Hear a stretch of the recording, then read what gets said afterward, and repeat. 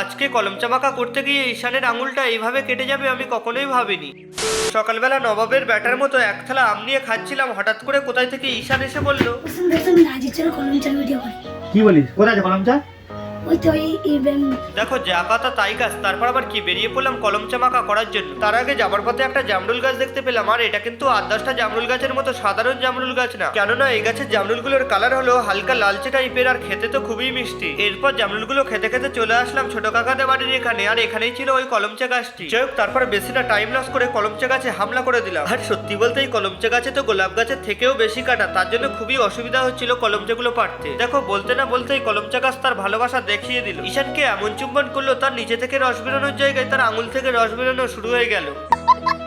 তারপর কলমচাগুলোকে ভালো করে ধুয়ে বীজ বার করা শুরু করে দিলাম, আর এটা করতে করতে আমার তো ভাই কোমর আর ঘাড় লক হয়ে যাচ্ছিল।